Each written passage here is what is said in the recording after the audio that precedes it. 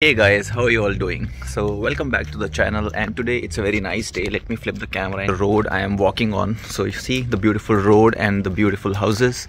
See what a color, green and this white combination. I like it a lot.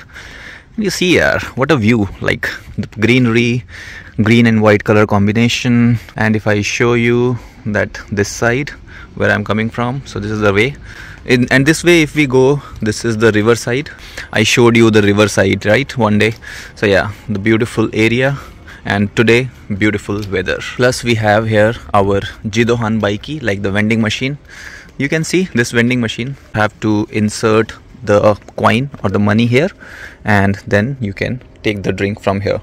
So yeah, right now I am not feeling like drinking anything, but someday I'll make a video about it also. So guys, it's been 1 year to me in Japan, and I have enjoyed a lot, and few things I experienced which were challenging. So I am going to tell you today the few reasons because of which you might not want to come to Japan. So those could be the reasons that you should consider before moving on to Japan, before coming as a tourist. Also few points will apply there. Yeah, it will be a good video for you if you want to move to Japan, and if you consider those in advance, maybe you can prepare for that and come to Japan. I told you that this way where we came from, and this way is the river side. There you can see the river side. So let's go towards this side. Let's start the video. So the first reason is Japanese language. You all know that in Japan there is a language called Japanese, which all Japanese people speak. Like in India we have Hindi, there are other countries like America has English. So Japan has Japanese language, and which is different from all the countries in the world. If you are planning to come to Japan and you don't know that Japanese language, then it is very difficult for you to survive here. I know a lot of people say that we will use translator. Yes, you can use translator, but if you are coming to survive in Japan, to live in Japan for many years, then you cannot use translator for everything. And I think people who have been using the translator are already aware that translators do not work perfectly. So if you are in an urgency and you want to convey something and you open translator, then you ask the other person to say in the translator so that you can understand in your own language. So it takes a lot of time, and not all the time you would have that much time. You might have, but the other person might not have. So that translator thing will work if you are coming as a tourist, like for a week, for 2 weeks maybe, but if you are coming for a long time, translator thing will not work. We have reached the river side, so from this side we can go towards the river, but we are not going today right now. But let's move to this side. You have to learn Japanese language if you are coming to Japan. As you know that in Japanese language there are 5 levels, from N5 to N1, N5, N4, N3, N2, N1. So if you are N4 or N3, then I think it will work. But if you don't know Japanese at all, then it is going to be very difficult. So if I share you one of my experiences, like I am JLPT N2, but sometimes I find it difficult to read difficult kanjis. So whenever I buy ramen box, the cup noodles, so I ask the person on the counter, on the reception, to see if beef is there or not, if pork is there or not. So once or twice they helped me, but when I started asking them every time, like every day I used to go to that store and I would ask, can you check, is there any beef or pork is there or not, can you check, can you check. So every day, so she also, I could see that she's saying why every day I have to check. So if you are coming for long term and you say I will ask someone, so it is not going to help much. Eventually you will have to learn the Japanese language, because not always everyone is going to help, right? And even in your office, if you are working somewhere, so the senior, your colleague is going to tell you something for once, twice, maybe thrice, but then he would expect you to deliver yourself the things, the deliverables, everything. They are not going to tell you every time. So if you are not willing to learn Japanese language, then be sure that you are going to face a lot of challenges. Now that we have come towards the Kawa side, so let's go on the Kawa, the river side. And yeah, so this video might become a little long, but this video is going to be very helpful for you if you are coming to Japan. Now second point that I would like to make is the food. Okay, if you are a vegetarian, then it is going to be extremely difficult for you to survive in Japan unless you are into cooking your own food. So there was a couple living in the share house and they were vegetarian. So they used to face a lot of challenge while eating food because they can't eat the other person's food. If somebody else is cooking something, so they would hesitate a lot to eat the food they are cooking, because in every dish you will find the prawns or the chicken or beef or pork or fish. If not like beef or pork, so you will find that like somebody's crushing the prawns and making a powder of it and sprinkling it in their dishes. So that time you would say, there is no non-veg in this, but non-veg is there in that dish. So if you are a vegetarian and you are very much into vegetarianism, that no, I will not eat non-veg at all, then it is going to be very difficult. So I'll give you one example that will help you a lot to understand that I am not a vegetarian, right? And I eat chicken, fish, prawns. This I can eat. I don't eat beef at all. So when I went to Shibuya with one of my friends and we both decided to have something outside at a restaurant. At that time, once again, and at that time we went to around 10 to 11 restaurants and we asked them that is there any dish which does not contain beef or pork, you can give it to us. They said almost all the dishes contained beef or pork, and the dishes which did not contain beef and pork were like boiled eggs and like, you know, the dishes which you would not like to eat outside. So we said okay, leave it. So then we decided to go to a Thai restaurant, and in the Thai restaurant we ate the prawn ramen, and then we were satisfied that at least we found a restaurant where beef and pork dishes are not there. So yeah, this is how challenging it is for even non-vegetarian people, right? So think about vegetarian people. You can't eat food outside at all, and yeah, you can eat ice cream, you can eat all these little things, but very difficult. We've reached the riverside, so you can see the butterflies. So pretty. Yeah.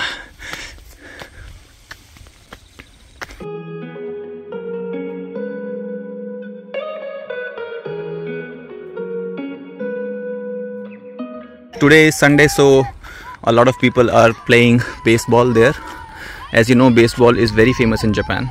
Like in India we have cricket, in Japan we have baseball. Okay guys, so we are on the riverside now. So yeah, when you come to this side, you feel it very difficult to resist to come to the riverside. So yeah, that's why I climbed up the stairs. And yeah, make sure to subscribe to the channel, because today I'm telling you few reasons. Maybe some other day I'll tell you more reasons, and some other day I will also tell you the reasons for coming to Japan. It's not that only negatives are there. There are a lot of positives which I'm going to share in some other video. So make sure to follow to my channel. Okay, so the next point that I would like to tell you is loneliness. Guys, as you all know, I am from India and we Indians are a little emotional. Okay, so earlier I was not, but for the past few years I have become emotional. It's been 1 year to me in Japan, and the thing that I miss the most is my family, of course. And as you know that I have been living in share house, and in the share house a lot of Indians are there. So it's not that I am living absolutely alone and I am isolated of the world. It's not like that. 5-6 Indians are there, and now it's 12 Indians are there in my share house. So while preparing food, we go outside for having fun, we go around for games and all, but still family is family, right? So you will feel very lonely in Japan.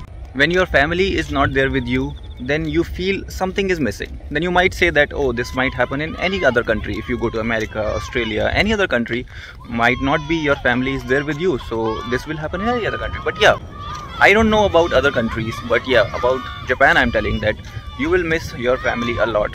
Luckily I have got very good people in my share house, very good Indians, but there are few things that you can't share with your friends, everything, right? Even your country you will miss a lot. For example, the food that you get in your country. So I'll talk about India because I am from India, that the food that you will get here in like Tokyo Mithai Wala and all the other shops, you will get all that food, but not everything. And that taste is absolutely different from the taste that you get in India. So I know I go to one stall in India to eat chole bhature, but when I went for Holi festival in Nishikasai, I ordered chole bhature. They simply gave bhature and chole, and I asked them to give some raita or pyaz or chutney, right? You are all aware about that. But they said no, nothing is there, only chole and bhature. Susan is eating the chole bhature. They have not served it properly. No onion, no chutney, but it's fine. No, Susan, why? And that too was 900 rupees. I'm saying rupees. So I felt like, arey, in India, in 50 rupees, I get raita, pyaz, chole, bhature, chutney, achar, and here in 900, I am getting only that thing. Oh my god, what is this? So no matter which country you are watching from, you are going to miss your own country's food, definitely. So be mentally prepared when you think that, okay, we want to come to Japan. So make sure. Guys, the next point I am going to tell you after going from there to there. Let's make the video there.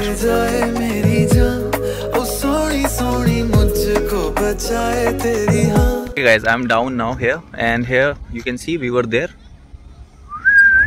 and now we are here. The kids are playing, so let's take a walk. And this is the path we are walking at, and the kids are playing there. So guys, the next point that I would like to tell you is the medical experience. For example, if something happens to you in India, what we do is, for example, if we get some scratch or something happens like cold or something, so we can simply go to the chemist and we take the medicine. Give some medicine for cold, we take, and we are done. Okay, sometimes we don't go to the doctor if some small thing is happening, something like.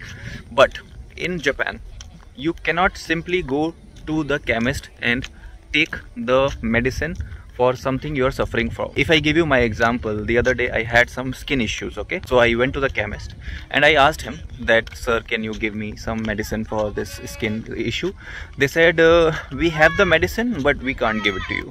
I said, why? They said, you have to go to the doctor, take his prescription, show it to us, then we will give you. So I told them that if you can give it to me, because this is not some critical disease, it's like simple skin allergy issue, so if you can give it to me.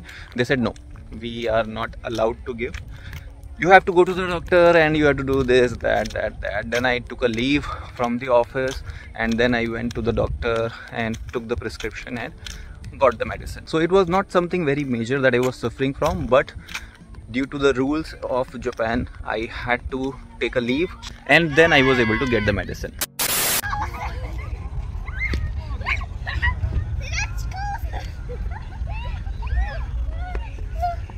Okay guys, so the next point is expensive housing. The train is passing by, so let it pass. Okay, so currently I am living in a share house and I am paying around 35,000 yen as my rent. The total rent of that room in my share house is around 63,000 yen. The remaining part is my company paying. So I am paying only 35,000, so which is fine for me because I am alone right now. So but if you are planning to come to Japan, and there may be a chance that your company is not paying for your rent, so at that time you have to pay the full amount. So 63,000, this is for share house, so you don't get all the facilities in share house, because except your room, rest everything is common, be it gym. Okay, gym is common, it's fine, but the kitchen, the washroom, and the spa room and the theater room, everything is common, sharing, so you can't use it at your own convenience. But if you want to live alone and you want to live in Tokyo, so you have to pay around 80,000 to 90,000 yen. That is if you are living alone, and let's say you are coming with your family, so easily more than 1,20,000 yen you will have to pay for a good house, like your family can live there, you know, everything is separate. So for that you have to pay more than 1,20,000 yen. It could be more than 1,50,000 also, but I am telling you the average price. So make sure that you, when you decide to come to Japan, you keep this thing in mind, that the renting, the accommodation is going to be very expensive, and whether what salary you are getting, will you be able to handle that expense or not. It should not be that whatever salary you are getting in India, let's say you are working somewhere, whatever salary you are getting in India, after paying all the expenses, you eventually end up with less salary working in Japan. So it doesn't make any sense then, right? For example, you are getting 50,000 rupees in India, and after coming to Japan you get 2 lakh yen, for example I am saying. So 1,20,000 rent and food and all the other, like you will enjoy and all that, then eventually If you were in India, you will be left with 30,000 out of 50, 30,000. But when you are in Japan, you are left with 30 or 35 or 40,000. So not much difference is there, na? Because you will struggle a lot. Plus you are saving almost the same amount. So it doesn't make sense to come to Japan if the saving is the same. But if you want, your dream is just to live in Japan, money is not your concern, then you can come to Japan. But just make sure to keep this thing in mind, okay? Okay, the last point that I'd like to tell you is that driving is an issue in Japan. I will tell you why. Because one guy, Vikrant, with whom I went for judo, he was telling me that he was in Japanese language school and one of his friends was coming to the Japanese language school by bicycle, and he hit the bicycle with a car. And there was a small dent on the car. The car was standing and his friend was riding the bicycle. There was a small dent on the car. And what happened was, when the car owner saw that, he charged that boy 3 lakh yen. You know, 3 lakh yen, it means around 1,80,000 rupees for a small dent. And that guy legally had to pay that amount to the car owner. Just for a small dent, that boy had to pay 1,80,000. So what if that thing had happened in India? Would somebody pay 1,80,000 rupees just for a small dent in the car? No, right? The settlement will happen like, okay, you do, like, okay, done. But 1,80,000 just for a small dent. Does it make sense? So these are the rules of Japan that you cannot deny. The boy could not deny that I'll not pay. No, he had to pay. So you have to be very careful when you are driving the car in Japan. And of course, that acquiring that driving license from Japan is extremely difficult. That I'll tell you some other day, because I'm also thinking about applying for driving license, and usually they say that they don't let the foreigners clear the exam in one go. So let's see how that experience is going to be. I have not experienced that thing, so I can't comment about that. But yeah, when I will experience something, I'll definitely tell you. So make sure to subscribe to the channel, because here you will get to know a lot about Japan and my experiences. And let me know how the place is where I am making video right now, this riverside. Isn't it amazing? Like, I'm enjoying the walk and making the video and telling you the important information. So it's a win-win situation. I'm also enjoying, you are also getting the information, and I know that you're going to subscribe also after seeing this video. Yeah, so I hope you enjoyed today's video. It was informative, it was knowledgeable for you. I will see you in the next video. Till then, bye bye, take care, and share the video with others. I'll see you in the next video. Till then, bye bye, take care and have fun.